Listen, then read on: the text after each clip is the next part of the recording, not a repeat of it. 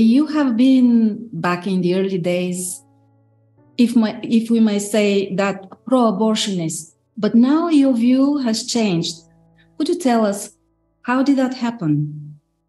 Yes, I guess my story is kind of an unusual one, but it goes way back. Golly, can it be 50 years ago? I'm afraid it is. When I started to college, I met some feminists, and they were very persuasive about the abortion issue.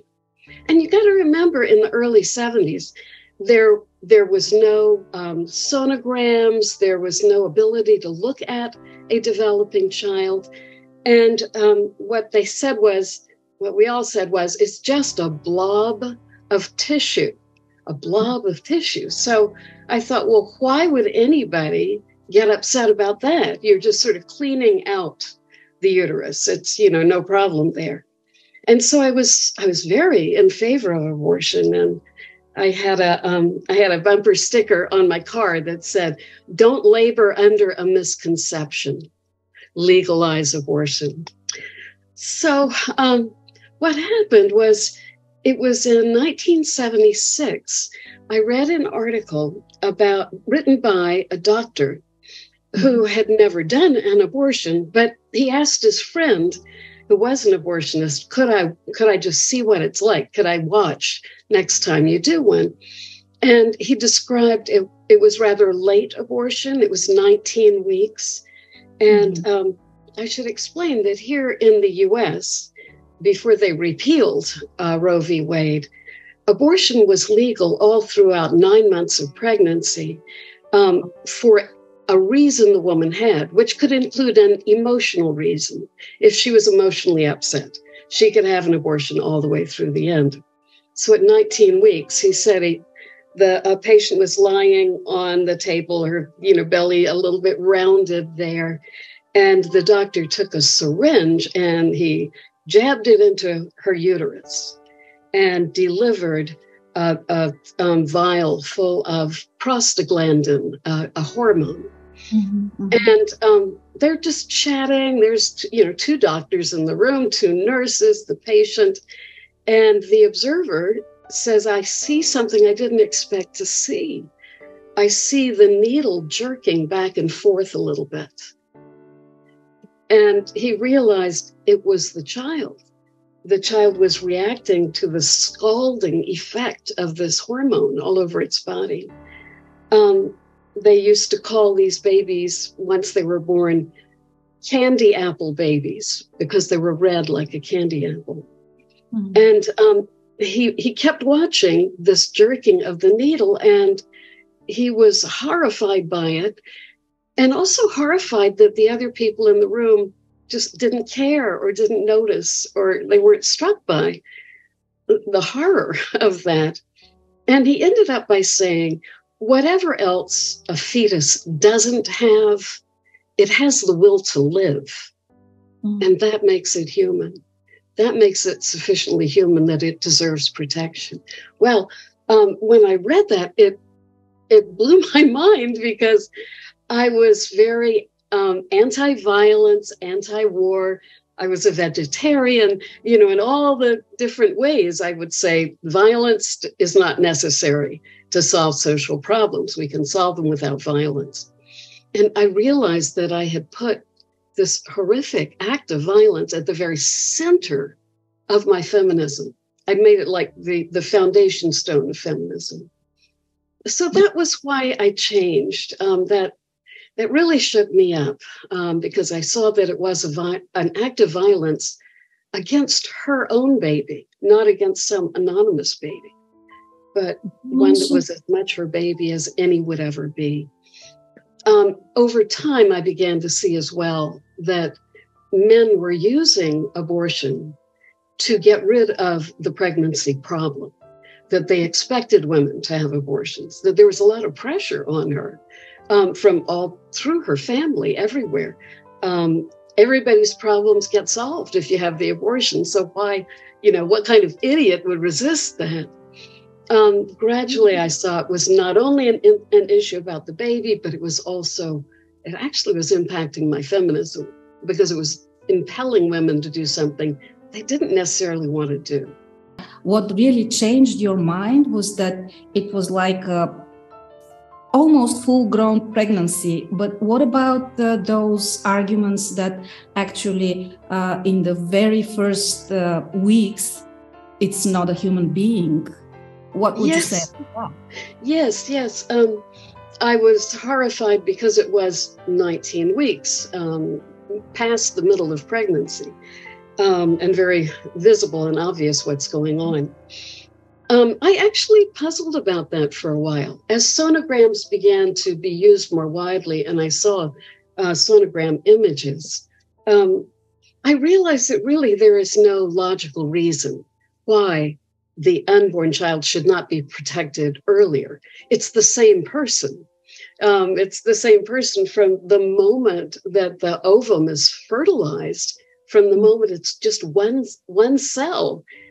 If you could take that cell and a cell from the mother and a cell from the father and examine all three, you would say 3 different people are here because there's 3 different DNA profiles.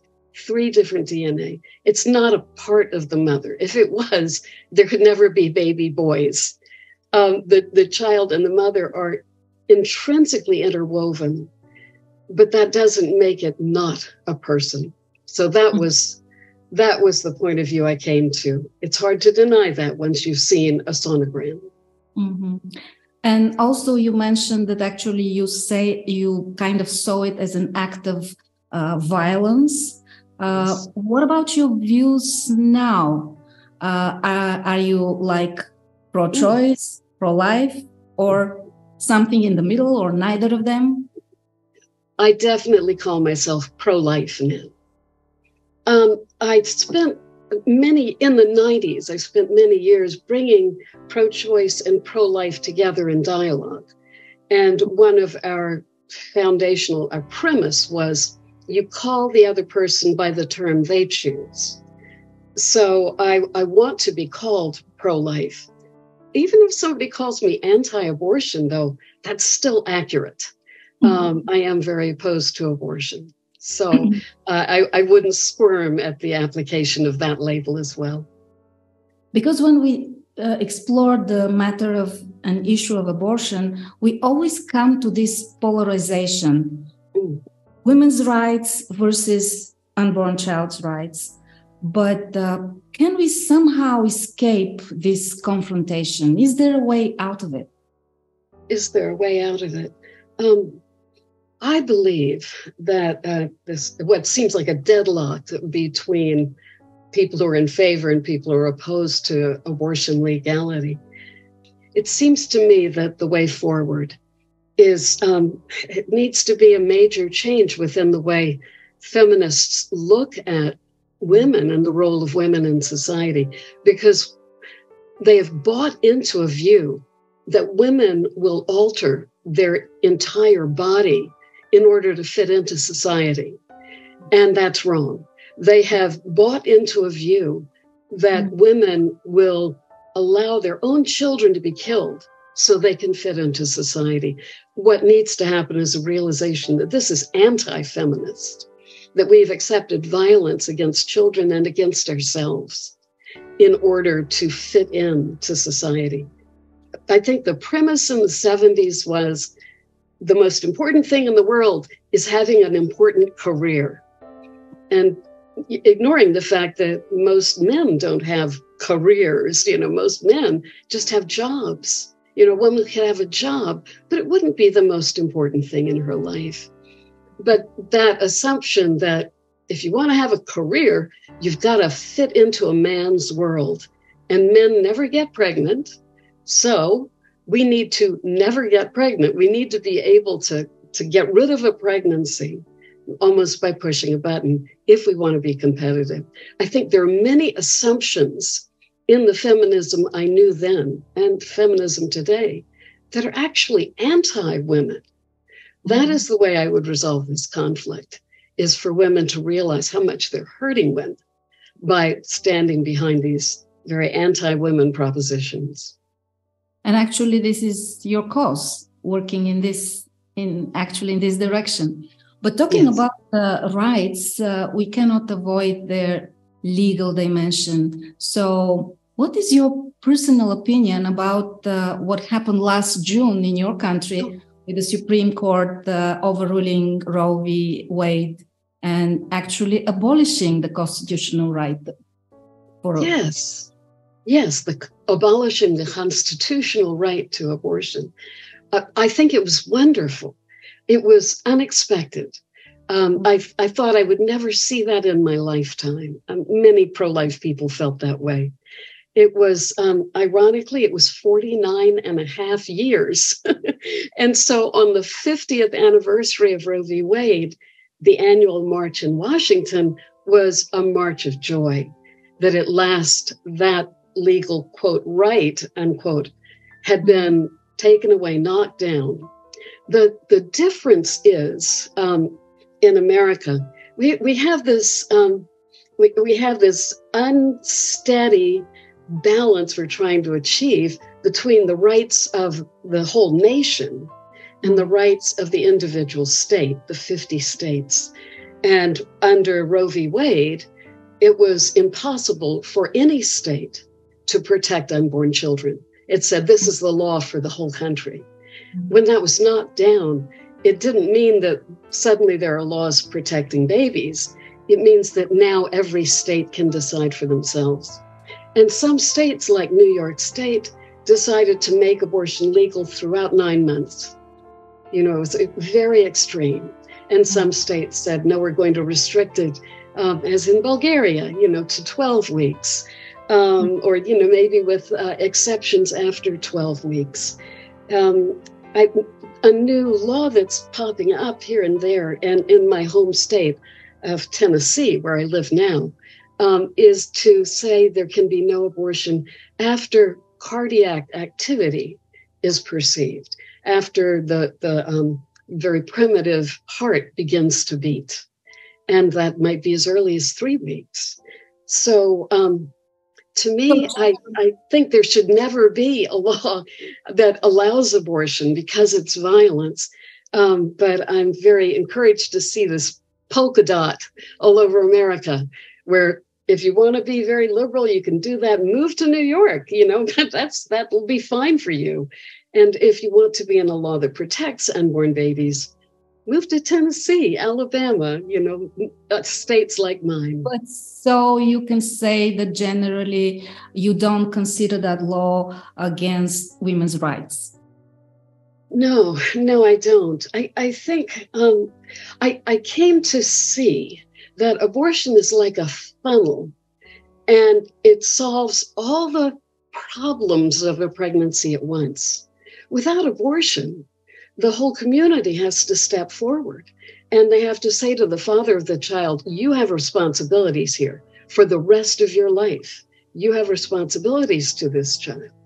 That if her college is saying, well, we're going to expel you, you know, the college needs to change its rules. If her workplace is saying, no, we won't have any pregnant women, that needs to be illegal. The whole community needs to be brought together to support the pregnant woman, like it used to be. That used to be the common understanding. And I don't think there ought to be, well, we'll talk about rape and incest and health of the mother, of course, but apart from that, that child is so helpless. We need to defend it and bring to bear all the resources of the community to make that pregnancy possible. You have talked to many women who have gone through abortion and have some trauma after that, but according to you, what are the reasons, what are the basic reasons why women would choose abortion from all kinds of backgrounds, ethnicity, social status? What actually are those main reasons? What are the main reasons that women choose abortion? It was very different from what I expected to find when I wrote my book, Real Choices. And I should say, I'm very happy to say that Real Choices is now available in Bulgarian. Yes. It has a wonderful cover art. I really like the way that came out. So this is a book that I wrote back in the 90s, and I don't think things have changed very much in this regard. I expected to find that women were choosing abortion because they were poor, because they didn't have money, because they couldn't afford a place to live and they couldn't afford to pay for a baby. I thought that that would be the problem, and that there are in America about 3,000 pregnancy care centers that are there to offer free of charge all kinds of community resources to pregnant women. And so I asked them, what do you think is the main thing you need to help women choose life? And then I talked to women who had had abortions. And I said, what did you need? What was the reason you ended up having the abortion? And was there anything anybody could have done to help you? Well, as I said, I was surprised as I went around the United States and had what I called listening groups, where I would invite people, tell me the story of what happened before your abortion. How did you end up walking into the abortion clinic? What were the reasons? I was surprised to find that many of them, even if they were desperately poor, would say to me, well, I knew where I could get resources. I knew there was help out there. The reason these women chose the abortion, they said over and over, 88% of the time, they said, it was because somebody I love told me I should. And I think this discloses something about pregnancy, which is that women, when they become pregnant, they begin to reach out for help. You may have been before that, a career-driven, intense, focused on success. But there's something about maybe the hormones of pregnancy that makes a woman look around for help and want to be part of a supportive community. And that was exactly what they were not finding. They were actually, most of the time, it was the father of the child who was pressuring them to have the abortion. Sometimes even the young man said, I'll marry you. I love our baby.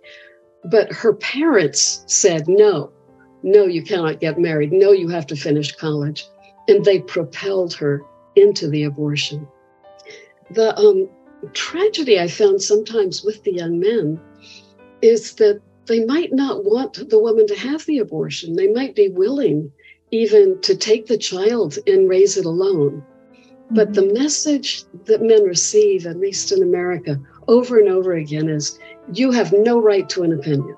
You have to let it be her free choice with no influence from you whatsoever.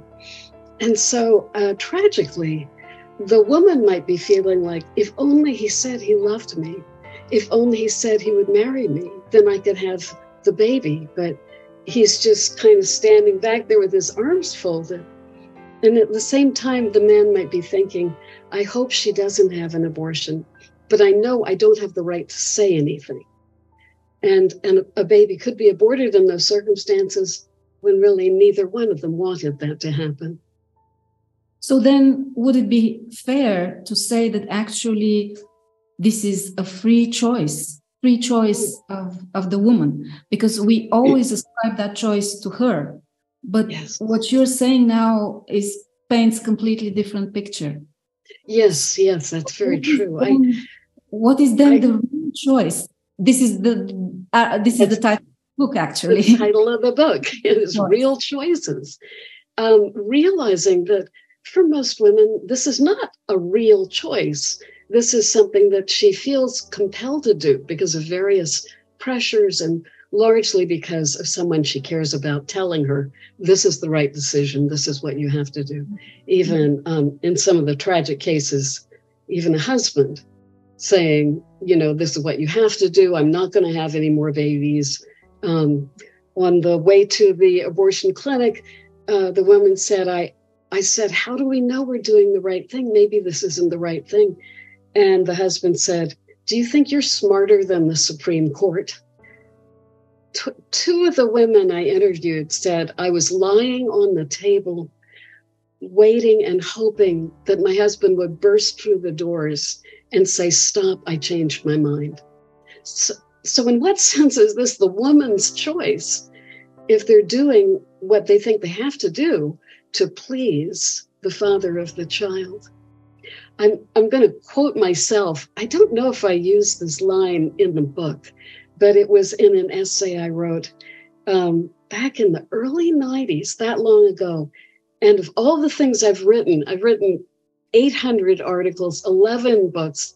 Of all the things I've written, this is the one, 2 sentences that get quoted over and over again.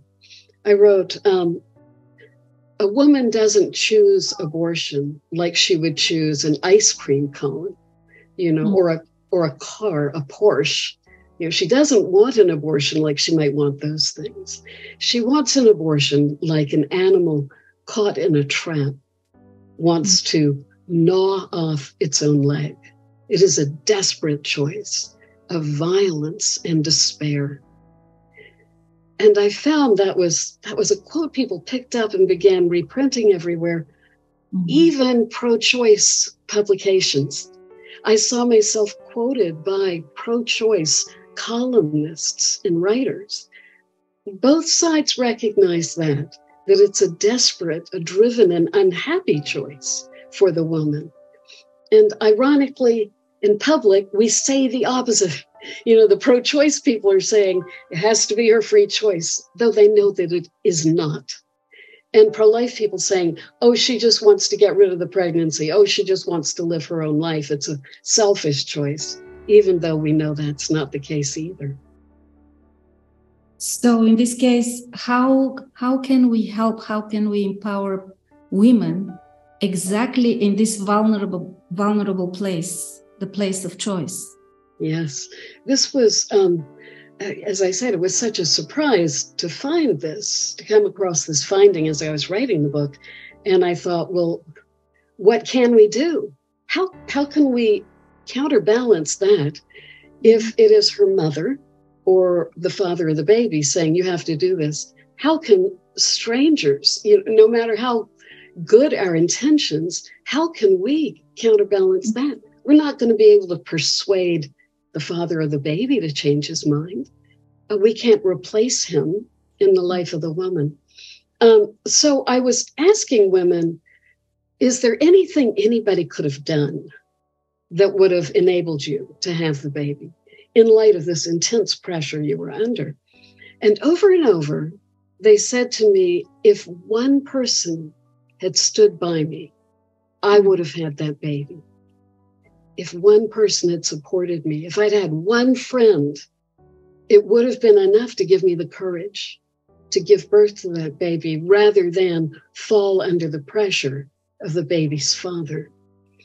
So that is something, I don't know if you have this in Bulgaria, but in America, we have about 3,000 crisis pregnancy centers or pregnancy care centers.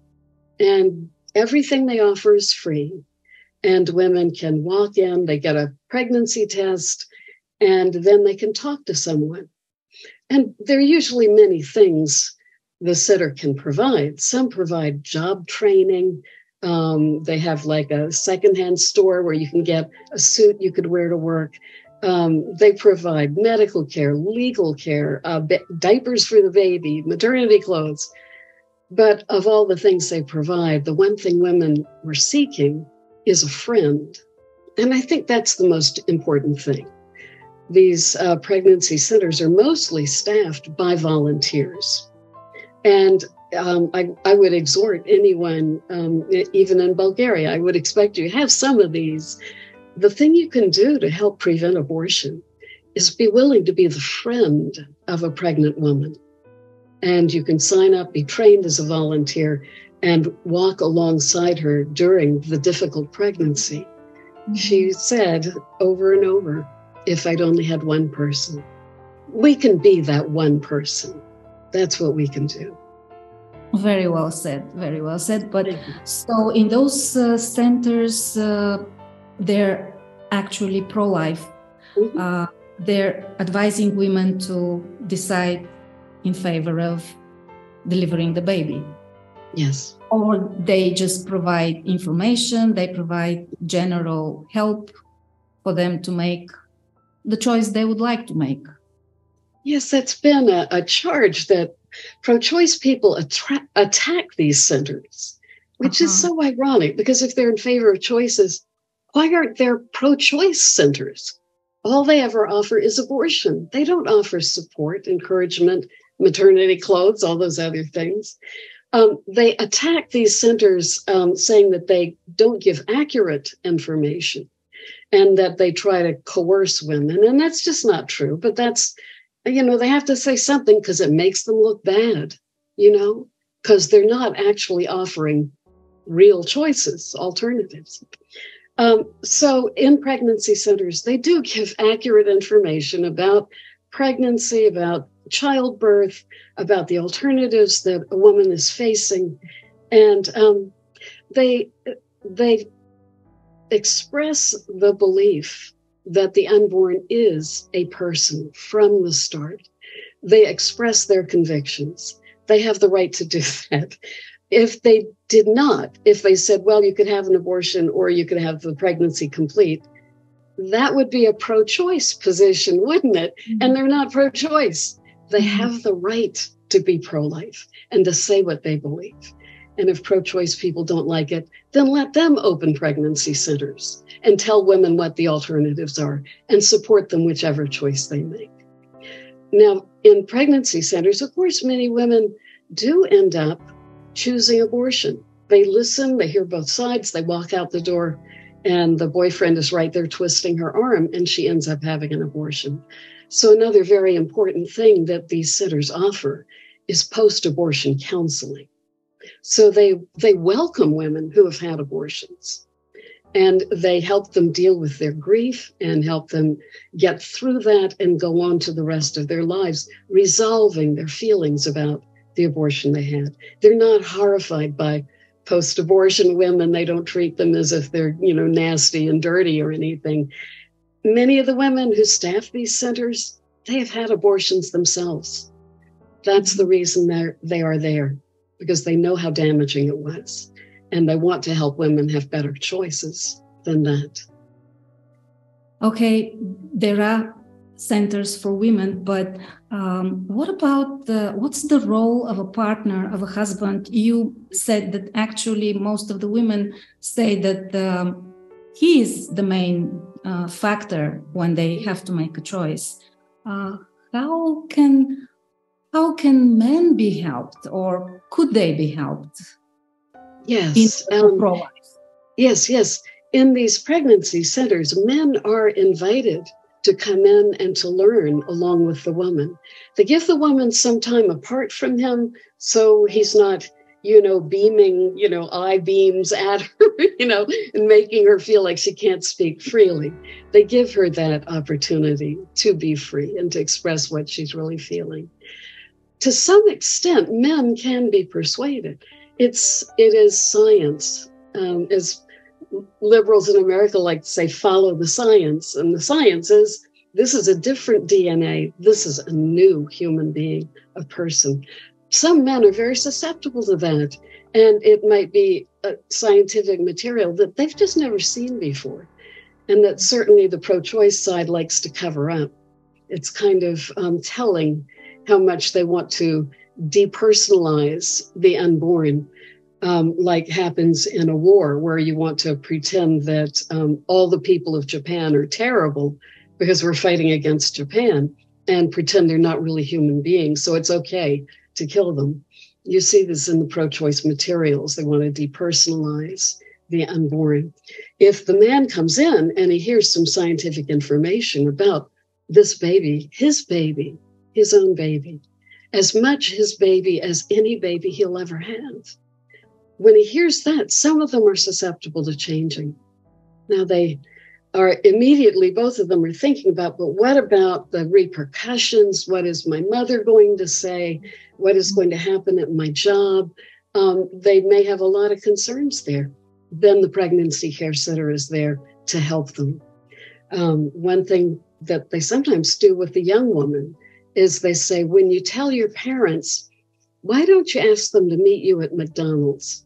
And we'll be there too. And you can call on us if you want us to come over to your table and give you a hand. So they can offer that kind of support. Thank goodness some men are very, very susceptible to it. And the very first time I gave a speech about abortion, there was a man in the audience who came up to me afterwards and said, I wanted my baby. I told the girl I would raise the baby by myself if she would only have it, but she had an abortion. And he said, today is the day my baby would have been born.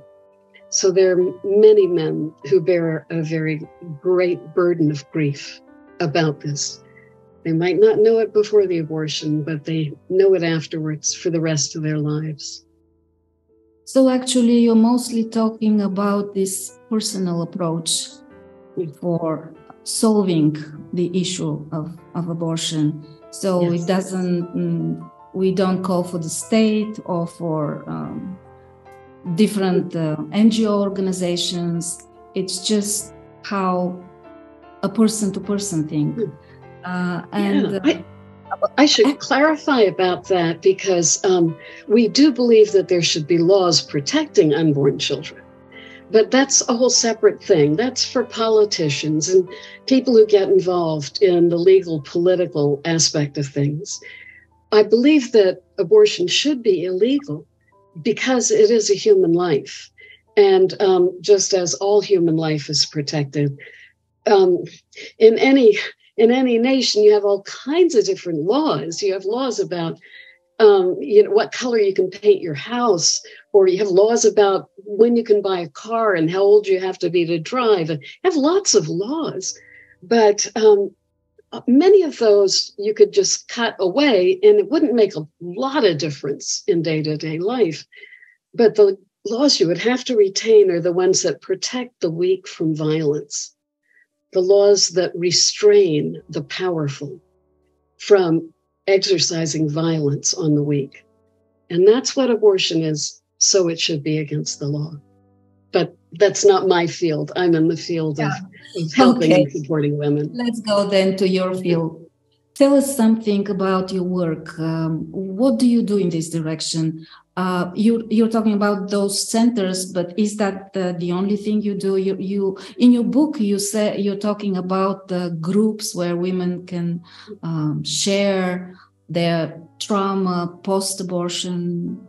Tell us what you do. Yes, that's a very important aspect of it. What I do, especially as a writer, I try to support all the many and various ways that we can help women continue the pregnancy. And in my book, you will notice that every other chapter, it kind of goes back and forth. And in the first chapter, I talk about the reasons women may feel compelled to have an abortion. I kind of set the stage. But in the second chapter, I go to a pregnancy center and I listened to post-abortion women talking, and I recorded what they said. And that whole chapter is the record, the transcript of that conversation. I went to 7 major cities around the U.S. and held those listening groups. And the differences, there were poor women and rich women and young women and old women. And there were even women who were pro-choice. You know, they said, I still think it should be legal, but my heart is broken. And I want other women to know about the heartbreak when they make this decision. So that was kind of the balance that I was going for in the book. In the odd-numbered chapters, I looked at all the various things that can help women, like what kind of changes might need to happen in the workplace to make it easier for a pregnant woman or a woman who has a young baby.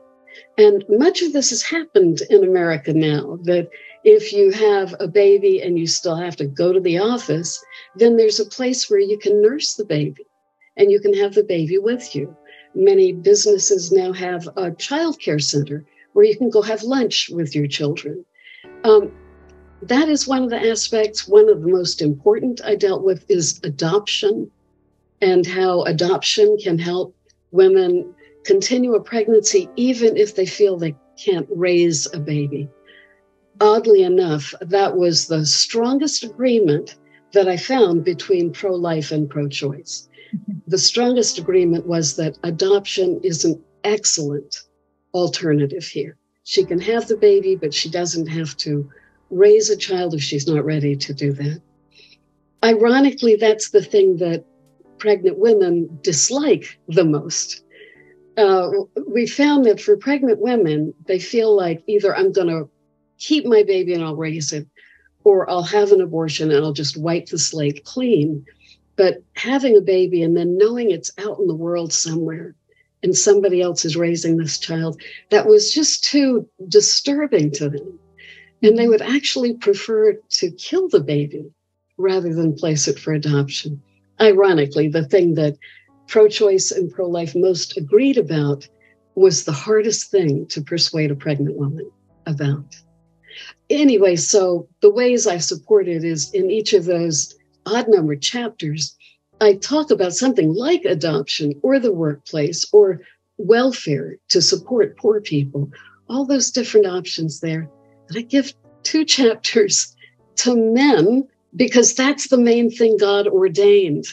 It is the father of the child. It is the man who is supposed to give the woman the protection, provisions that she needs to take care of her and the baby.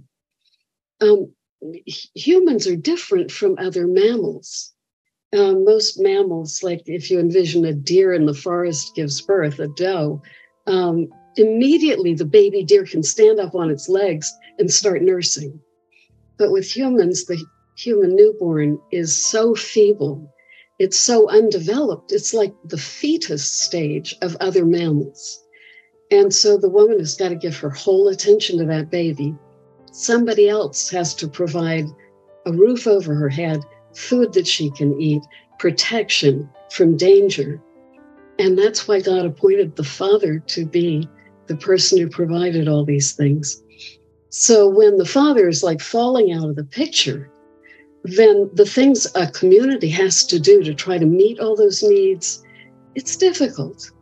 You know, I say in the book that you think about all the things your hand can do, and if you lost your hand, they might be able to give you a metal, hook or something, but it's never going to be like your hand.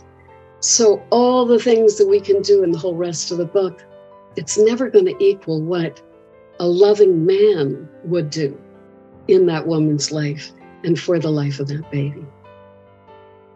And going back to those groups again, because there you share so many stories of women and men, what is the most important lesson for you that stayed with you this whole process? Yes, I think the thing that stayed with me and which is becoming more and more obvious and urgent to me is the essential loneliness of the situation. I'm realizing that you have to have a balance in any human, setting between freedom and individualism and community and the community standards. A community in the US, there are many communities where you can't say anything against gay pride. That is now the community standard, and nobody can violate it. And they will come down on you, and you might lose your job, if you said something wrong or appeared to say something wrong. A community always has standards. A community is always scolding and watching and coming down on things. That's how you keep it together. You have to have agreement. On the other hand, to be free, to be totally free, the problem with that is it means nobody has any obligations to you. Yeah. We have in America such an emphasis on youth and beauty and free sex and everybody having sex with everybody else as much as they want with zero obligations. Mm-hmm. So we have all that individualism, but everybody's getting older every day. We present this image like isn't it wonderful to be in this world of free love where everybody can have as much sex as they want with no obligations? But before you know it, you enter that world when you're 18 or 20, and then you're 21 and 22 and 35 and 46 and 50, and you realize nobody is seeking you out as a partner anymore. You spent all those years being free, and now you're approaching 60, and you're looking ahead, like you see how feeble your parents are at 80, and you think, who's going to take care of me when I'm 80? I didn't have any children. I don't have a husband. And I realized some years ago that if I was giving a speech, and I've given like 600 something, I do a lot of public speaking, and I speak about some very controversial topics like abortion. I realized there was one word that if I said it, I could feel the audience freeze and like they would stop breathing. And the word was loneliness. Mm-hmm. I began to realize that loneliness is a huge problem in America. And we have, on that balance between individual and community, we've gone so far out on the individualism that people are dropping off. They feel lost in space. They have nobody to care for them. They're looking ahead to an old age where they will be in a home where strangers who are not very well paid are going to be caring for them to one extent or another.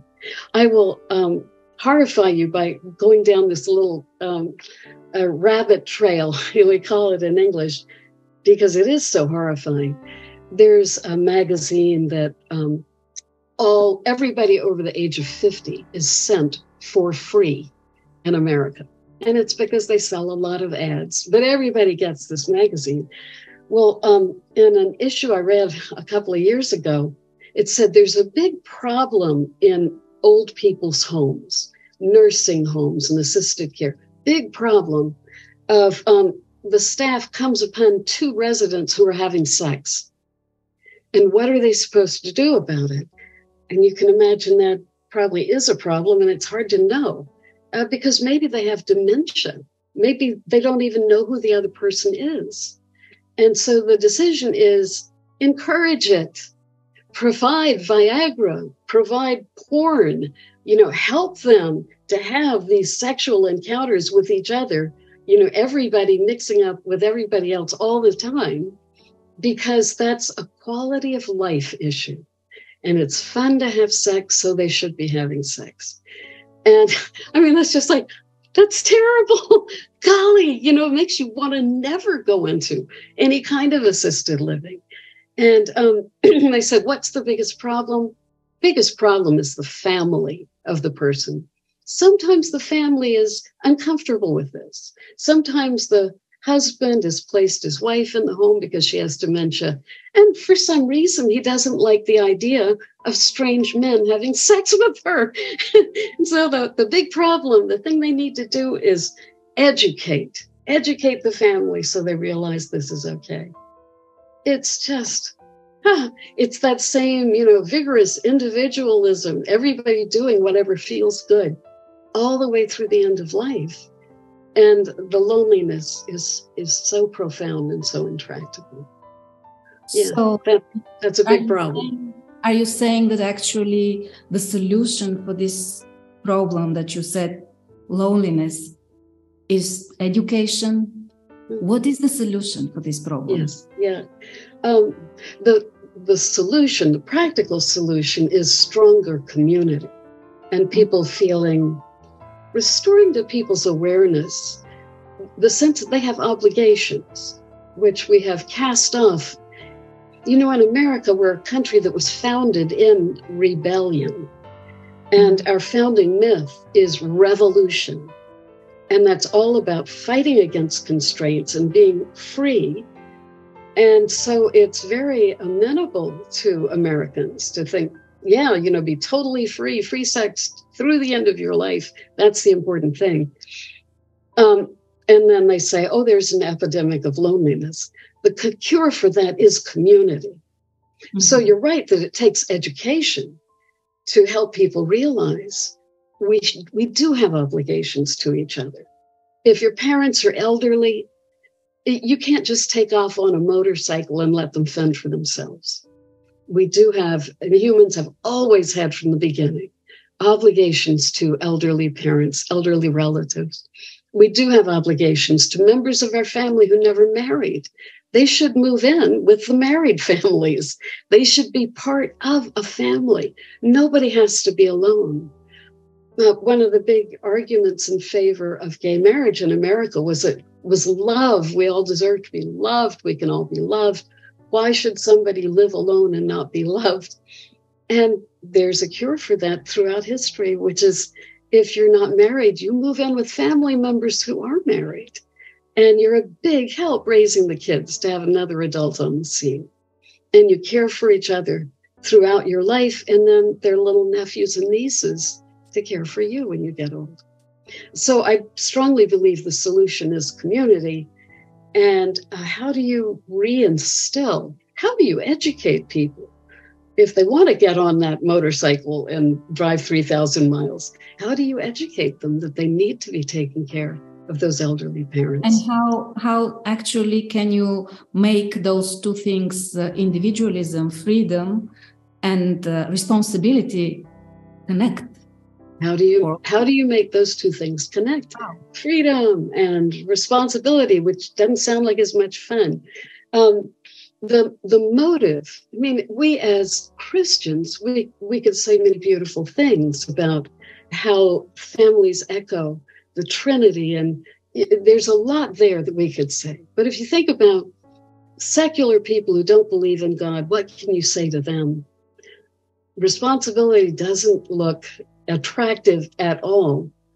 But what they need to realize is you want somebody to be obligated to you because you're going to need help one day.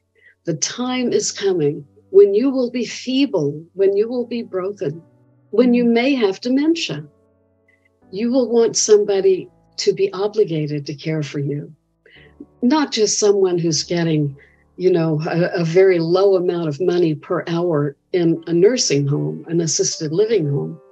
There's a lot of sexual abuse of patients and residents in these homes by the staff, because the staff has no obligation to them. So it's just, there's abuse, there's physical abuse and sexual abuse. If you can avoid that, if you can be in the home of family members who love you, I am very much in favor of bigger families and extended families. And you live in a house where you buy the house next door and you just keep filling it up. I can show off.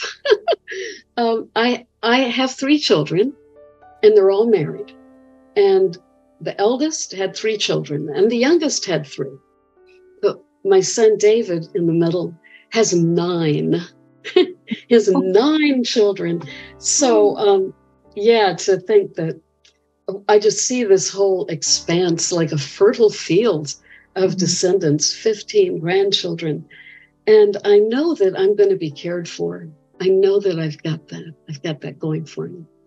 So how do you persuade them? I think they need to be scared of what old age without obligations looks like. And realize that if you want to get that later, you need to give it now. And one last question. What would you like your Bulgarian readers to get out of your book? Yes, I know there are differences between American culture and Bulgarian culture. I hope that my book, Real Choices, will mostly cross culture and speak to Bulgarians who are concerned about abortion. I hope that they will see there some hope, understanding that the unborn really is a child right from the moment of conception. It really is an individual human being, a person, and see that there are so many resources that we can draw on to help pregnant women so she doesn't have to go through the rest of her life with this burden of grief. So she doesn't have to feel abandoned and alone with no one caring for her. So I'm hoping that my book, Real Choices, will bridge the culture and speak to Bulgarian readers of give them hope, and tell them some things they can do to help women make a better choice than abortion. Thank you so much for this interview. This remains our hope as well. Thank you. Thank you, Gabriela. I enjoyed speaking with you today.